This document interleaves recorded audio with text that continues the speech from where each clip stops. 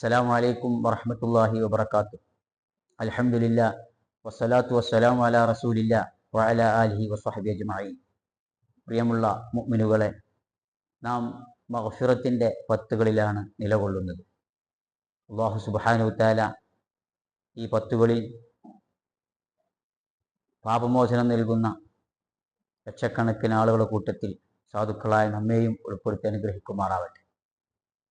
ഈ പത്തുകളുടെ വിശേഷങ്ങളിൽ ഒന്നാണ് ബദരീങ്ങൾ, ബദരീങ്ങളുടെ ആണ്ട്. റമളാൻ 17 ബദരീങ്ങളെ മുസ്ലിം ലോകം അനുസ്മരിക്കുന്നുണ്ട്. ഇസ്ലാം സുന്ദരമാണ്, ഇസ്ലാം സമാധാനമാണ്, ഇസ്ലാം ഒരിക്കലും അക്രമങ്ങൾക്ക് കൂട്ടുനിൽക്കുന്നില്ല. ശാന്തിയും സമാധാനവുമാണ് ഇസ്ലാം എപ്പോഴും കാംക്ഷിക്കുന്നത്. ഇങ്ങനത്തെ ഇസ്ലാമിൻ്റെ പേരിൽ ബദറും ഉഹദും പോലത്തെ സമരങ്ങൾ കടന്നു വരുന്നത് എങ്ങനെയാണ്? ഇവിടെയാണ് നാം ചിന്തിക്കേണ്ടത്. മഹാനായ റസൂൽ കരീം സല്ലല്ലാഹു അലൈഹി വസല്ലമ തങ്ങൾ ഇസ്ലാമിൻ്റെ പ്രബോധനം ആരംഭിക്കുകയാണ്. സഫാ കുന്നിൽ കയറിക്കൊണ്ട് അവിടുത്തെ സമൂഹത്തെ ഇസ്ലാമിലേക്ക് ക്ഷണിക്കുന്നു. പലരും റസൂലുള്ളാഹി സ്വല്ലല്ലാഹു അലൈഹി വസല്ലമ തങ്ങളെ എതിർക്കുന്നു. കള്ളനാണ്, യഥാർത്ഥ ദൈവം ഞങ്ങൾ ആരാധിക്കുന്ന വിഗ്രഹങ്ങളാണ് എന്നൊക്കെ അവർ തട്ടിവിട്ടു. മഹാനായ റസൂൽ കരീം സല്ലല്ലാഹു അലൈഹി വസല്ലമ തങ്ങൾ അതുകൊണ്ടൊന്നും തളരാതെ അവിടുത്തെ പ്രബോധനം തുടർന്നു. ഒരു കൊടിയ പീഡനങ്ങൾ ഏൽക്കേണ്ടി വന്നിട്ടുണ്ട് റസൂലുള്ളാഹി തങ്ങൾക്കും അവിടുത്തെ അനുയായികൾക്കും. ഷുഐബ് അബി ത്വാലിബിൽ 3 വർഷക്കാലം പട്ടിണി കിടക്കേണ്ടി വന്നിട്ടുണ്ട്. അവരുടെയൊക്കെ മലം പച്ച നിറത്തിൽ പോയതായി ചരിത്രത്തിൽ കാണാം. പച്ചിലകളും മറ്റും തിന്ന് കൊടിയ പീഡനമേറ്റുകൊണ്ട് അവിടെ കഴിഞ്ഞുകൂടേണ്ടി വന്നിട്ടുണ്ട്. മഹാനായ റസൂൽ കരീം സല്ലല്ലാഹു അലൈഹി വസല്ലമ തങ്ങളുടെ അനുയായികൾക്കും കൊടിയ പീഡനങ്ങൾ ഏറ്റിട്ടുണ്ട്. യാസറിൻ്റെ കുടുംബത്തിനും സുമയ്യ ബീവി അടക്കമുള്ള പല ആളുകൾക്കും ദാരുണമായ അന്ത്യം വിശ്വസിച്ചതിൻ്റെ പേരിൽ കൊടിയ പീഡനങ്ങൾ ഏൽക്കേണ്ടി വന്നിട്ടുണ്ട്. അപ്പോഴൊന്നും ഇസ്ലാം ഒരിക്കലും ശത്രുവിനോട് യുദ്ധം ചെയ്യാൻ വേണ്ടി പറയുന്നില്ല. റസൂലുള്ളാഹി തങ്ങളുടെ പ്രബോധനം തുടർന്നു. മക്കക്കാർ കൂടുതൽ ഇസ്ലാമിലേക്ക് കടന്നു വന്നു. സഹികെട്ട് ശത്രുക്കൾ തീരുമാനിക്കുകയാണ് റസൂൽ കരീം സല്ലല്ലാഹു അലൈഹി വസല്ലമ തങ്ങളെ കൊന്നുകളയണമെന്ന്. റസൂലുള്ളാഹി തങ്ങൾ വിവരമറിയുന്നു. മഹാനായ സിദ്ദീഖ് തങ്ങളോടൊപ്പം റസൂലുള്ളാഹി തങ്ങൾ ഹിജ്റ പോവുകയാണ്. നാടും വീടും കുടുംബവും സ്വത്തും എല്ലാം ഉപേക്ഷിച്ചുകൊണ്ട് റസൂലുള്ളാഹി തങ്ങൾ ഹിജ്റ പോകുന്നു മദീനയിലേക്ക്. വിവിധങ്ങൾ അനുയായികൾ നേരത്തെ പോയി. എല്ലാവരും പോയി കഴിഞ്ഞതിന് ശേഷം റസൂലുള്ളാഹി തങ്ങളും മദീനയിലേക്ക് ഹിജ്റ പോവുകയാണ്. ഗാറു സൗറിൽ 3 ദിവസം സിദ്ദീഖ് തങ്ങളോടൊപ്പം കഴിഞ്ഞു. അങ്ങനെ മദീനയിലെത്തി. മദീനയിലാണ് റസൂലുള്ളാഹി തങ്ങൾക്ക് ഇത്തിരി സമാധാനമൊക്കെ കൈവന്നത്. ശത്രുക്കളൊക്കെ പലരും, അവിടുത്തെ യഹൂദികൾ പലരും ഇസ്ലാമിൻ്റെ സന്ദേശം ഉൾക്കൊള്ളുകയും ഇസ്ലാമിലേക്ക് കടന്നു വരികയും ചെയ്തു. പലരും ഇസ്ലാമുമായി സഹകരിച്ചുകൊണ്ട് തന്നെ മുന്നോട്ട് നീങ്ങി. അങ്ങനെ പോകുന്നതിനിടയിലാണ് മറ്റൊരു സംഭവം നടക്കുന്നത്. റസൂലുള്ളാഹി തങ്ങളും മുഹാജിറുകളായ സ്വഹാബത്തും മക്കയിൽ ഉപേക്ഷിക്കപ്പെട്ട അവരുടെ സമ്പത്ത്, ആ സമ്പത്ത് ശത്രുക്കൾ കൊള്ളയടിച്ച് വിൽക്കാൻ വേണ്ടി തീരുമാനിക്കുന്നു. അങ്ങനെ അബൂ സുഫിയാന്റെ നേതൃത്വത്തിൽ അത് കച്ചവടം ചെയ്ത് തിരിച്ചു വരുന്ന വിവരം റസൂലുള്ളാഹി തങ്ങൾ അറിഞ്ഞപ്പോൾ അവരെ തടയാൻ വേണ്ടി റസൂൽ കരീം സല്ലല്ലാഹു അലൈഹി വസല്ലമ തങ്ങൾ തീരുമാനിക്കും. തടയാൻ വേണ്ടി പുറപ്പെട്ടു. ഈ വിവരം അബൂ സുഫിയാൻ മക്കക്കാരെ അറിയിച്ചു. ഞങ്ങളുടെ കച്ചവട സംഘത്തെ തടയാൻ വേണ്ടി മുഹമ്മദും കൂട്ടരും വരുന്നുണ്ട്. അബൂജഹലും കിങ്കരന്മാരും അനുയായികളും റസൂലുള്ളാഹി തങ്ങളോട് യുദ്ധം ചെയ്യാൻ വേണ്ടി തന്നെ മക്കയിൽ നിന്ന് പുറപ്പെട്ടു.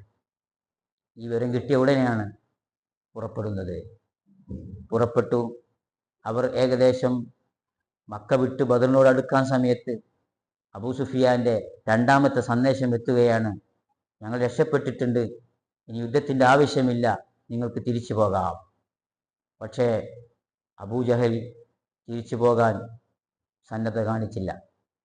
യുദ്ധം തന്നെയാണ് നമ്മുടെ ലക്ഷ്യം. അങ്ങനെ അബൂജഹലും കൂട്ടരും അതാ ബദറിലേക്ക് എത്തി. റസൂലുള്ളാഹി സ്വല്ലല്ലാഹു അലൈഹി വസല്ലം തങ്ങളും സഹാബത്തും ബദറിൽ തമ്പടിച്ചു. അങ്ങനെയാണ് അവിടെ ഒരു സമരം രൂപപ്പെടുന്നത്. സ്വന്തം നാട് വിടേണ്ടി വന്നിട്ടും, സ്വന്തം സമ്പത്ത് നാട് വിടേണ്ടി വന്നു റസൂലുള്ളാഹി സ്വല്ലല്ലാഹു അലൈഹി വസല്ലം തങ്ങൾക്ക്. പക്ഷെ അപ്പോഴൊന്നും ഇസ്ലാം ഒരു സമരത്തിന് വേണ്ടി ഇറങ്ങാൻ പറഞ്ഞില്ല.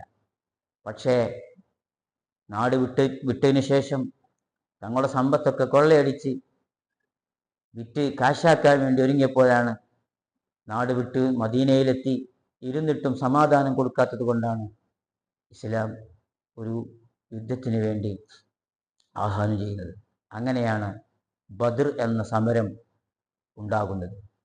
അൽഹംദുലില്ലാഹ്, വെറും 313 സഹാബത്ത്, ശത്രുപക്ഷം 1000-ൽ പരം സർവസന്നാഹങ്ങളുള്ള സൈന്യമാണ്. എല്ലാ സാമഗ്രികളും അവരുടെ കയ്യിലുണ്ട്. പക്ഷേ ഇസ്ലാമിൻ്റെ കയ്യിൽ ഒന്നുമില്ല. സ്വഹാബത്ത് നിരായുധരാണ്. വിശുദ്ധമായ റമളാനിൽ അവർ നോമ്പെടുത്തിട്ടുണ്ട്.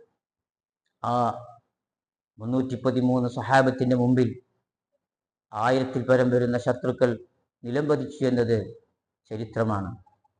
അല്ലാഹു സുബ്ഹാനഹു തആല പ്രത്യേകമായ സഹായം നൽകി മുസ്ലിം ലോകത്തെ, മുസ്ലിം സമുദായത്തെ രക്ഷിച്ചു. റസൂലുള്ളാഹി തങ്ങൾ അവിടുത്തെ പന്തലിൽ സുജൂദിൽ കിടന്നുകൊണ്ട് പ്രാർത്ഥിച്ചു, അല്ലാഹുവേ, ഈ സമൂഹം ഇവിടെ നശിച്ചാൽ നിന്നെ ആരാധിക്കാൻ ഭൂമിയിൽ ആരും ഉണ്ടാവുകയില്ല. അതുകൊണ്ട് ഈ സമൂഹത്തെ നീ വിജയിപ്പിക്കണം എന്ന് റസൂലുള്ളാഹി തങ്ങൾ പ്രാർത്ഥിക്കുകയും പ്രാർത്ഥനയുടെ ഫലമായി അല്ലാഹു സുബ്ഹാനഹു തആല മലക്കുകൾ വരെ ഇറക്കി ബദറിൽ മുസ്ലിങ്ങൾക്ക് കരുത്ത് നൽകി. ഇതാണ് ബദർ യുദ്ധം. ഈ റമളാൻ 17 നാം അവരെ അനുസ്മരിക്കുന്നു. നമ്മുടെ പള്ളികളിലൊക്കെ ബദർ മൗലിദ് ആലപിക്കുന്നു, അവരെ അനുസ്മരിക്കുന്നു. നമുക്കും നമ്മുടെ വീടുകളിൽ അവരുടെ പേരിൽ മൗലിദുകൾ ഓതി ഈ ദിനത്തെ നമുക്ക് ധന്യമാക്കാം. അല്ലാഹു സുബ്ഹാനഹു തആല നമുക്ക് ബദരീങ്ങളുടെ കാവലും തുണയും എക്കാലത്തും നൽകുമാറാവട്ടെ. നമ്മുടെ മുൻഗാമികളൊക്കെ പലപ്പോഴും ഏത് പ്രതിസന്ധി ഘട്ടങ്ങളിലും അവർ ഉരുവിടാറുള്ളത് ബദരീങ്ങളെ എന്നായിരുന്നു. അത്രത്തോളം നമ്മുടെ സമൂഹത്തിൽ ബദരീങ്ങൾ ആഴ്ന്നിറങ്ങിയിട്ടുണ്ട്. ആ ബദരീങ്ങളെ നമുക്കും മുൻനിർത്തി പ്രാർത്ഥിക്കുകയും നമ്മുടെ ജീവിതത്തിൽ അവരെ കൊണ്ടു നടക്കുകയും വേണം. അല്ലാഹു സുബ്ഹാനഹു തആല ബദരീങ്ങളുടെ ബർക്കത്ത് കൊണ്ട് എല്ലാവിധ വിജയവും നമുക്ക് നൽകുമാറാവട്ടെ. മുസ്ലിം സമുദായത്തിനും അതുപോലെ തന്നെ മുസ്ലിം രാഷ്ട്രങ്ങൾക്കും അല്ലാഹു ബദരീങ്ങളുടെ കാവൽ നൽകുമാറാവട്ടെ. പക്ഷിമേഷ്യ കത്തിയമരുകയാണ്. അല്ലാഹു യുദ്ധങ്ങൾക്കൊക്കെ സമാധാനം നൽകി നമ്മുടെ ലോകത്ത് ശാന്തിയും സമാധാനവും പുനഃസ്ഥാപിക്കട്ടെ എന്ന് പ്രാർത്ഥിച്ചുകൊണ്ട് നിർത്തുന്നു. അസ്സലാമു അലൈക്കും വറഹ്മത്തുള്ളാഹി.